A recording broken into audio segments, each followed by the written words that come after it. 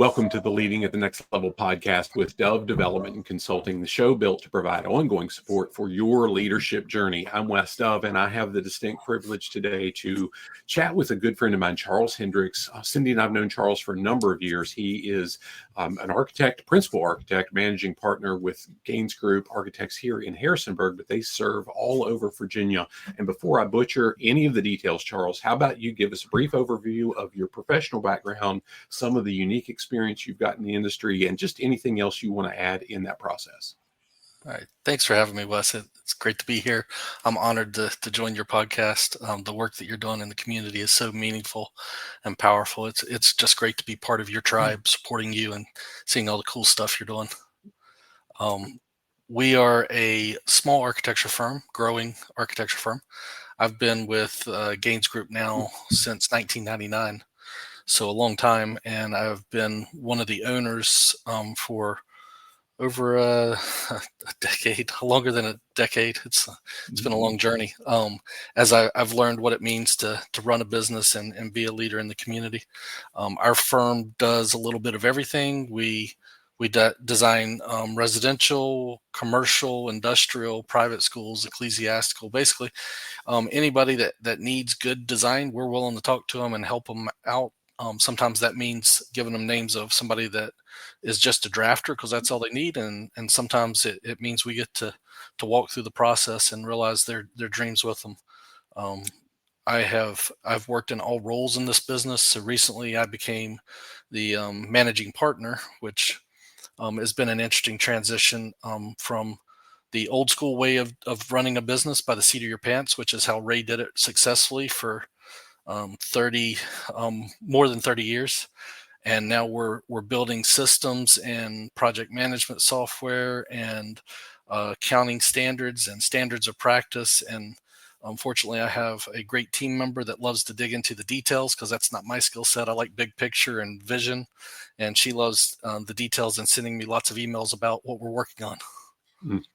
Well, you just explained my business in a nutshell. I'm the guy that loves living by the seat of my pants, charge hell with a water pistol, hold my beer, watch this, whatever you want to put in there. And you know my business partner and my wife, her name's Cindy, and praise God she pays attention to those details and she keeps me in line with that. It's an important piece. Oh, it's so critical. I just had a conversation just a few days ago with a gentleman. I'm not going to say a young man. He's just a few years younger than we are, but he's started a business. He's worked really, really hard. He's been pretty successful, but he's growing.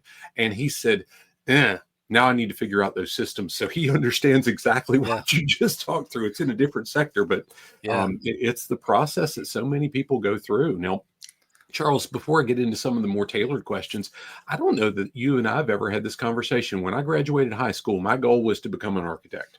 And I had taken drafting through high school and was doing some of that stuff. It was with the triangle and square and the ruler or the scale and the stuff in those days. And I think we're about the same age. So you're connecting with that with my mechanical pencils and so on. And I realized that I don't sit still very well. And I started community college and decided, I'm not going to do this. And I still love the industry. I still have a passion for what you do. I just went a different direction. So knowing, and when you said 99 is when you started it, that's when, had I went through the 5 years to become an architect, we're about the same age. We would have followed a similar journey. So yeah, it sounds like I'm a little bit older than you because it took me a little longer to get through school. So I'll just give you a brief synopsis of how I landed in architecture. I'm dyslexic. School never made sense to me. I never did well. My brother made straight A's without trying. I was the kid that struggled to get C's when I stayed up studying all night. I took a drafting class in 7th grade and something clicked. It was amazing. I enjoyed it. I loved it. We also did screen printing and print making and photography. I loved all of that creative part of the education. So then I took all the CAD classes and AutoCAD and engineering, drawing, and we did have AutoCAD in my high school back then. It was a very early version before Windows platform. So that's when I decided I wanted to be an architect. I didn't know what that meant. I thought that meant drawing houses, which was fun to do and to figure out. So I went to community college first because I couldn't get into the school I wanted to study architecture in. And then I transferred into architecture school.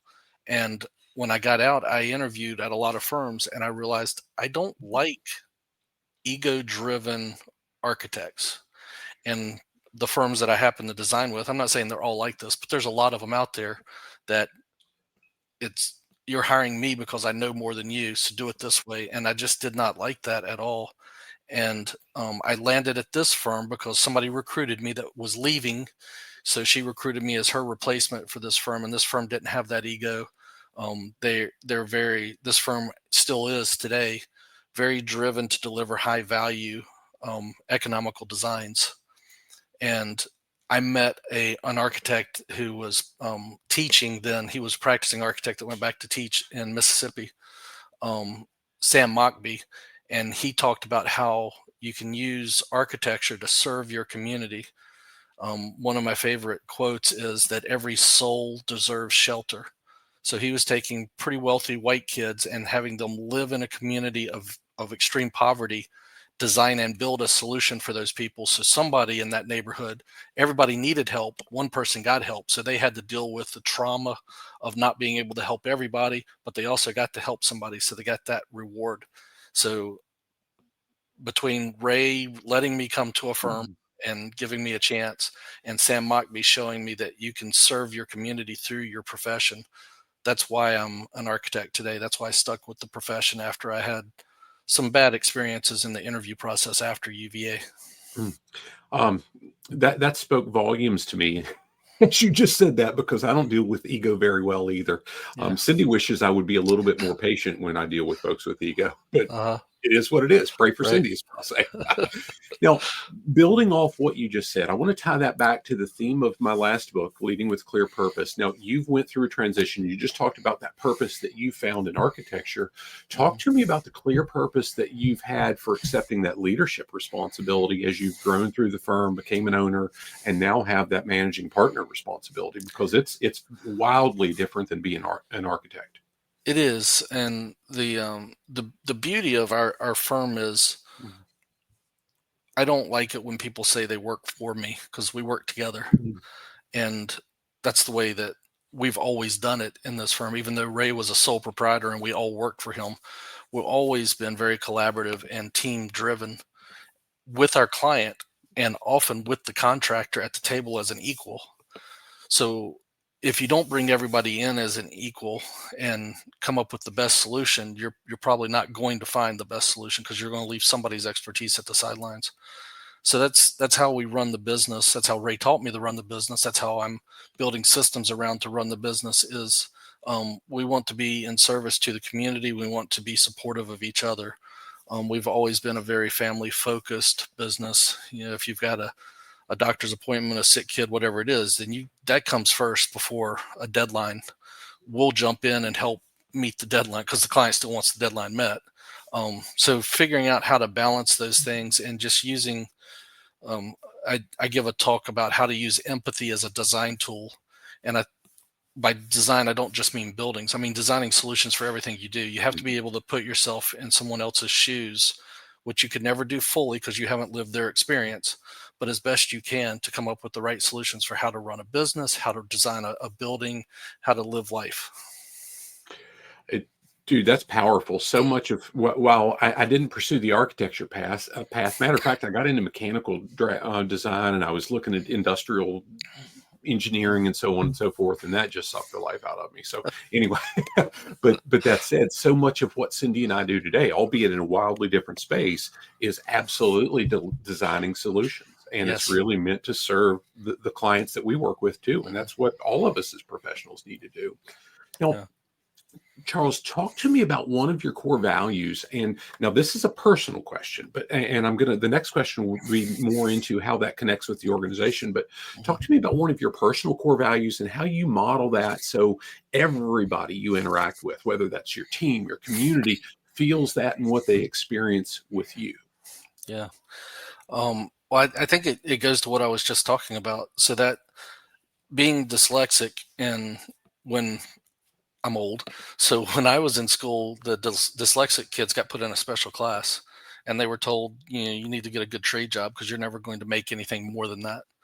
And some people yeah, that's right path, and they're going to make a lot of money not going to college and not pursuing that path. I love what MTC is doing, and there's some kids that need to be at MTC because they need to have their hands on stuff to solve problems, not looking at books or thinking about problems, which is more what I do. I think about problems and draw the solutions. I don't actually do anything. Um, that so being a mentor to the kid that I needed when I was younger, reaching out and helping people like I needed when I was younger. I mean, my family has a we've experienced a lot of things. We were never houseless, but we were homeless for a good period of time when the coal mines started closing down and Dad lost his job and he had to move away to go get back on his feet. And we lived with relatives that weren't exactly nice people. Um, I want every kid I can help, not just the kids, even every other person I encounter. I want to support them as best as I can. I How I can reach out. I have high school students in the office at Job Shadow. I want to be what I needed when I was younger to set a path for success for the future of our community as a whole. That's powerful. Over the last month or so, I've had the opportunity to not do what you do, but do it in our own space with kids from 10 years old to 18 years old and teach them communication skills and to styles and how to recognize that in a very practical, usable way that, man, I wish I had that when I was 15, 16, 17 years old, instead of just thinking the way I was the same as everybody else. And it's not. Yeah. And that would have eliminated, it would have eliminated so much strife in my life and probably would have made the first few years of Cindy's relationship with me a lot easier. But and we get to do it when we wrap this up. Our next thing is we're going to be with a group of middle school kids to talk about That's awesome. communication styles. Yeah. So I just love that you shared that.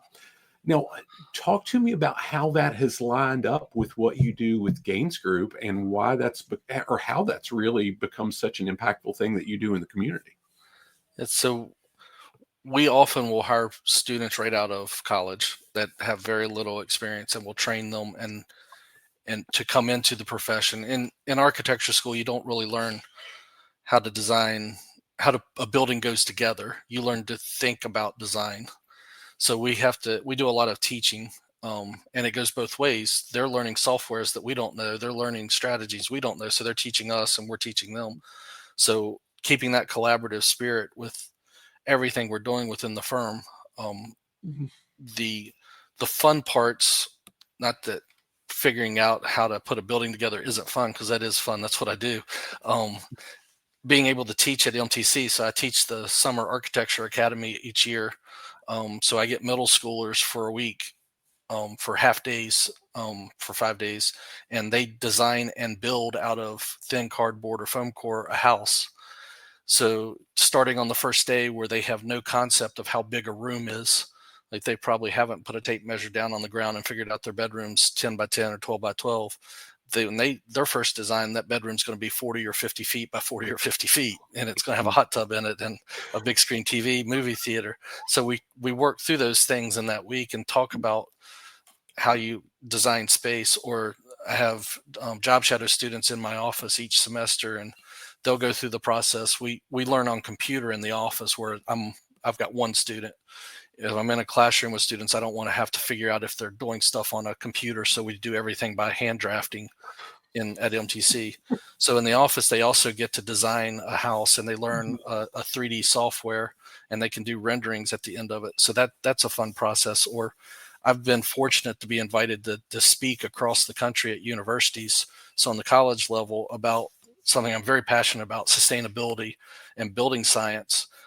It's unfortunate those are political terms, because it's not political. It's about using resources as good as possible, as best as we can, so that we have them in the future. So that's what sustainability is.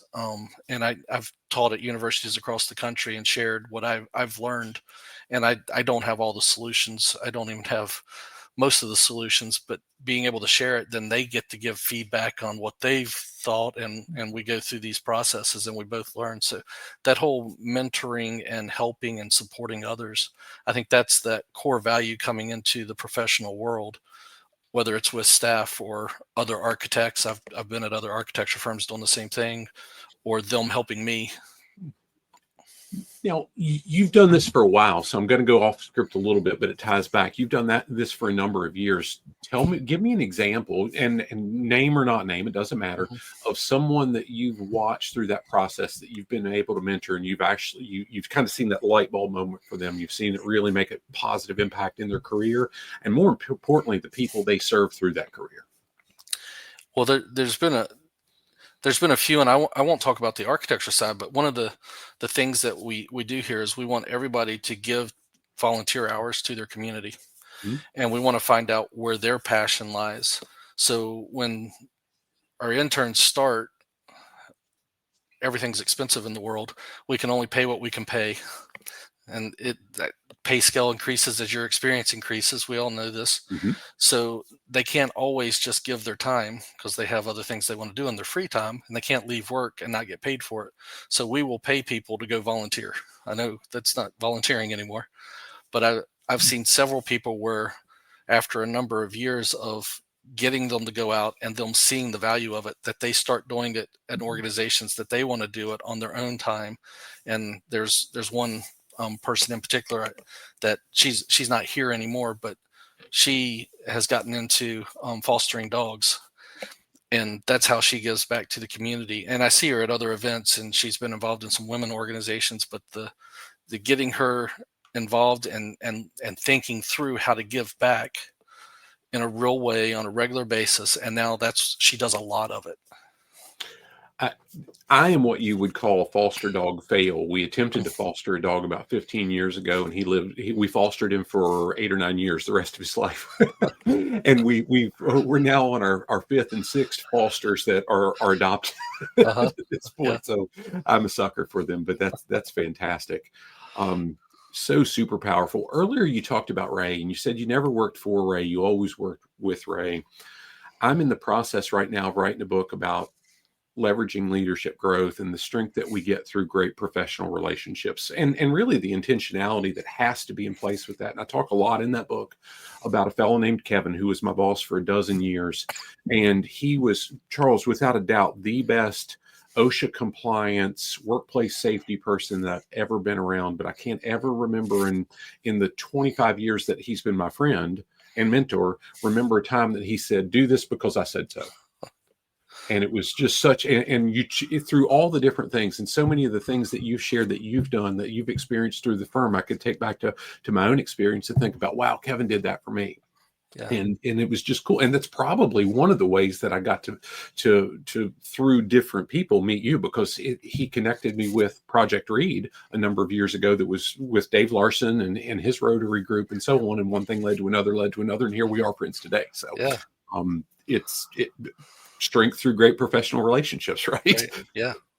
Now, you recently, I'm going out of order a little bit. I'm going to come back to one or two other questions, but you recently attended the Construction Specifications Institute National Conference, and you got elevated to fellowship in the organization based on all that you've done for advocating that sustainability that you talked about in the construction industry, the amount of mentoring that you do with peers, as well as the next generation. Talk about that. And then I've got a question I'll tee up for you after you explain that, because that's a big deal.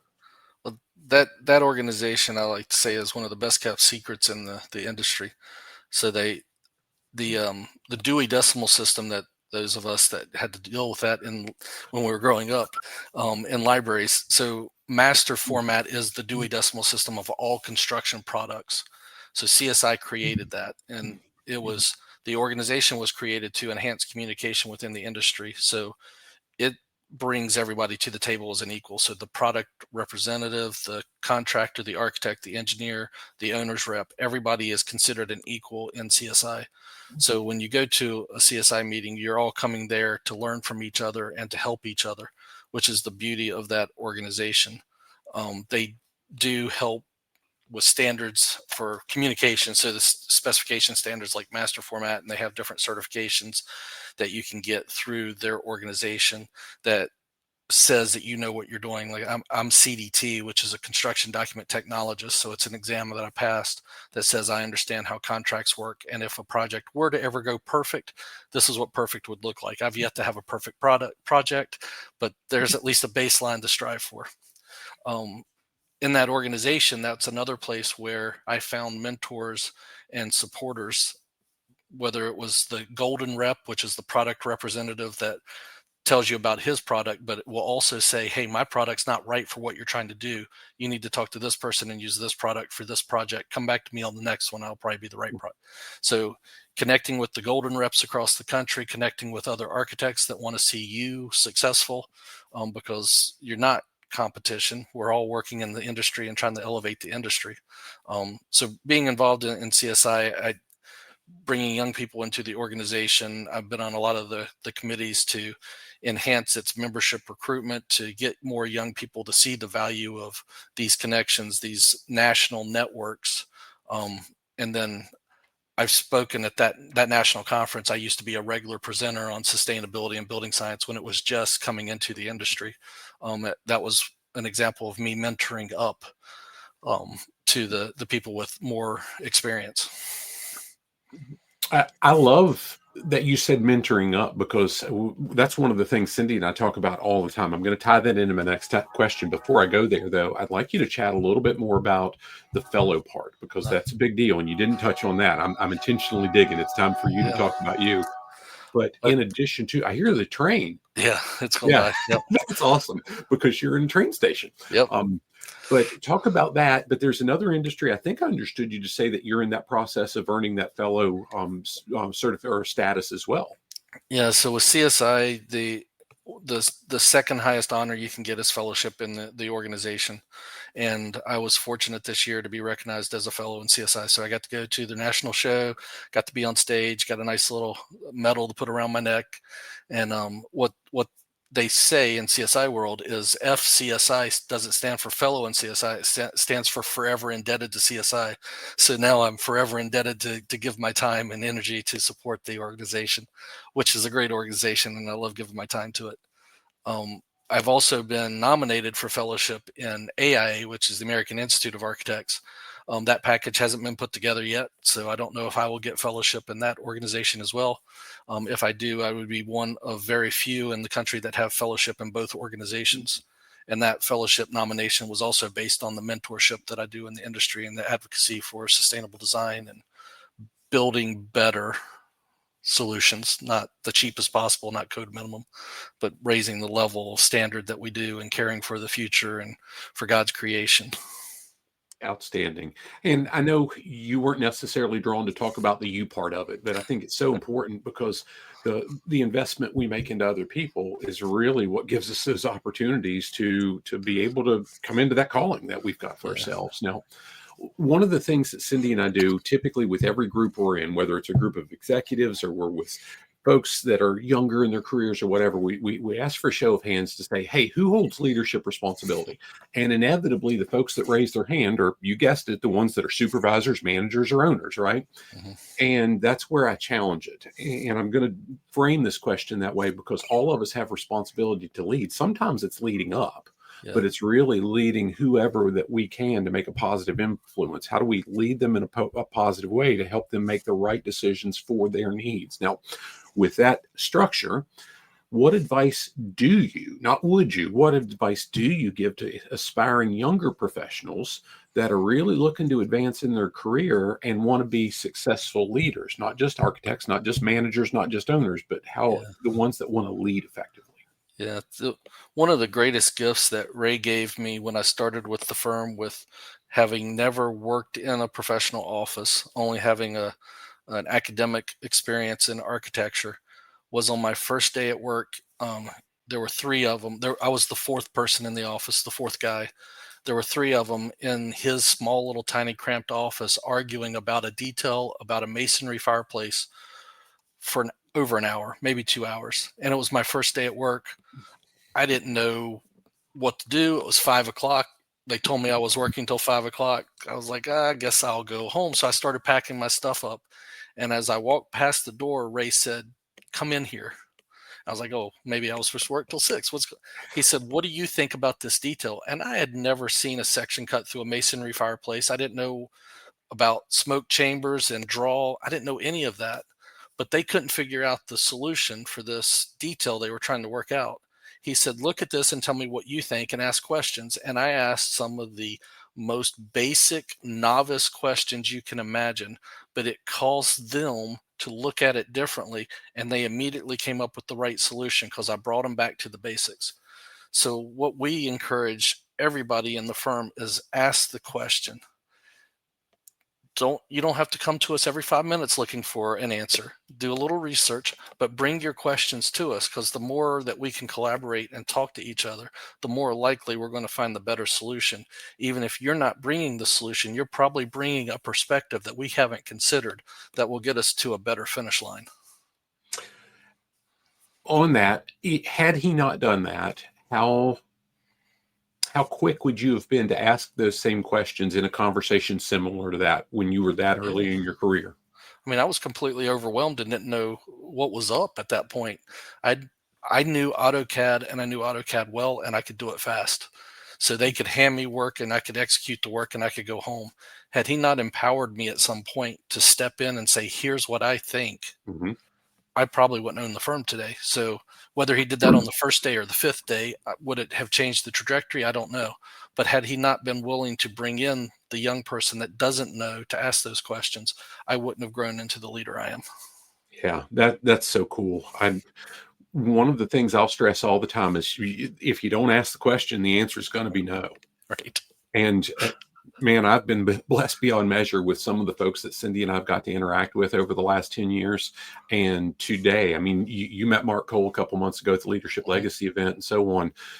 A big part of the reason I've got the relationship I do with Mark today is because I continue to ask, hey, can I get some time? Will you do this? And I've applied that. And what I've learned, Charles, is some of the best leaders I've ever gotten to know in every sector are always willing to make that time, even though they've got crazy busy schedules. When I said, do you want to do this podcast?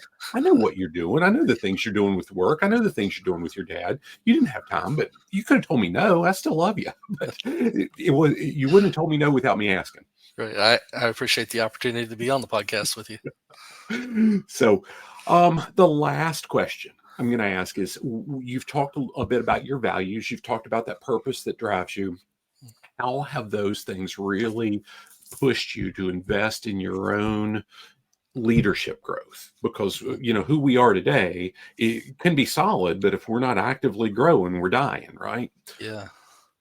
It's easy to walk through life with blinders on and not see where you need to grow. So I was hit over the head recently. We had a new employee start, and our communication skills didn't align very well. And I couldn't figure out why what I was saying wasn't being heard very well. And it's easy to say, well, they need to listen better. But I didn't. I started watching a lot of online videos, podcasts, reading trainings, reading your newsletter, trying to figure out how I could be better at explaining what I needed done or setting the example for how I wanted it done. So I've gone through, in all the time that I've been driving over to the hospital, hour trip, an hour back, listening a lot and growing as best I can. I'm old, training my brain to think differently and to talk differently over this last, I would say it's been a year now since, well, not even quite a year that Dad's been a regular visitor to over the mountain to the hospital. That just finding any resource I can and looking for online mentors that can just talk to me while I'm driving, even if it's not all sinking in, because I'm also trying to dodge the tractor trailers. So just trying to evolve my brain and think about things in a new way. And the industry's changing so rapidly. You have to think about it differently. So not only talking to employees or talking to your peers, your clients have different expectations now. So consistently training your brain and being aware of what's going on in the industry and the world and how it's changing, and trying to cut through the nonsense and the divisiveness that's put in front of us every day, and just figure out how, you know, we agree on most things. We don't have to worry about the few things we don't agree on. Let's just figure that out. And so I'm doing a lot of online listening and training and meetings with professionals in the community just to grow who I am and how I can communicate. that took me back as well. I didn't go to college. I went for a little bit. I talked about that, hit it with a stick, didn't like setting still, still don't like setting still. Yeah. And I remember when I had a 1994 Dodge Dakota that the air conditioner didn't work, my CD player no longer worked. So, and I couldn't afford to fix either one. So I had this little Walkman size cassette player that took 2 AA batteries, but had an external speaker. So in the wintertime, I could hear it okay in the truck. Yeah. But in the summertime, if you didn't want to die of heat exposure, you had to roll the windows down. Yep. Thing up to my ear. Uh-huh. And I'll bet I listened to no less than 300 books on tape. And I say tape because it was tapes in those days, and Right. all the different audio lessons I could get my hands on. And I didn't listen to music for 15 years. Huh. But that was my education. And and still today, that's a primary source, because if we're on the road anyway. So powerful stuff, dude. What did I not ask you that I should be? What do you want to share? Well, what we talked about before this was the importance of everyone to reach out and be a mentor. None of us have time, and it might be a 1-hour meeting, which I do with students considering architecture schools. I say, well, just come in, let's talk a little bit. Or if it's a whole semester and they're in the office 1 or 2 or 3 days a week, or if it's just going to visit a class on career day and talking about the why of what you do. If I go to a class and tell them, I spent the last 9 hours answering emails, they're probably not going to want to be an architect.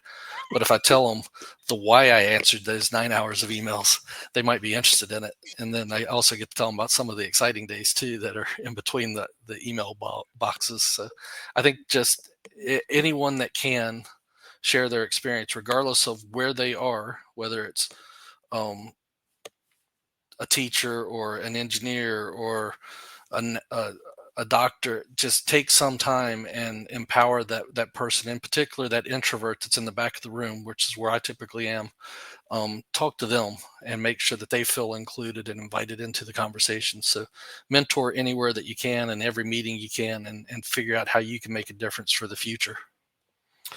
I absolutely love it. This is fantastic. Thank you for taking the time out of all the different plates you spend to be able to chat through this with me. I learned a bunch about you that I didn't know, and got to hear some really cool stuff that I didn't know. Thank you for sharing all this. Thanks for inviting me, and I really appreciate all that you and Cindy are doing in the community and the opportunities that you're giving business leaders to grow here. Well, I've got a vision of a big community that we all get better because of one another, and and we're better because of that. I can promise you that, and you're part of that group, brother. Thank you for that. Yeah, thanks. Guys, for those of you listening to the Leading at the Next Level podcast, first and foremost, thank you. Appreciate you taking the time to do that. If you get value from what Charles and I talked through, and for any reason you would need any continuing education credit, specifically in the HR community or others, and you've got a desire to go a little bit deeper, there's a link in the show notes that you can use to get a 14-day trial. It's just $1 setup fee, and it gives you access to now more than 170 individual lessons in that full Leading at the Next Level program. Cindy and I also do live ones each month, all of which are approved for credit and so on. There's a new chat agent that lives in that, so you can put in, here's the issue I'm dealing with, what lessons help me with that, and it'll spit them out to you faster than you can send the email to me. Praise God for technology. The link's in the show notes for this. Again, Charles, I really appreciate you taking the time to do that. I look forward to catching up with you soon. We're about to release a book called The Values Advantage. That might be in the show notes as well, but it really digs into why values are so critical. And you talked so eloquently about that in this process. So hope this serves everyone listening well, and look forward to seeing everybody soon. Charles, thanks again for the time, brother. Yeah, thanks. Bye.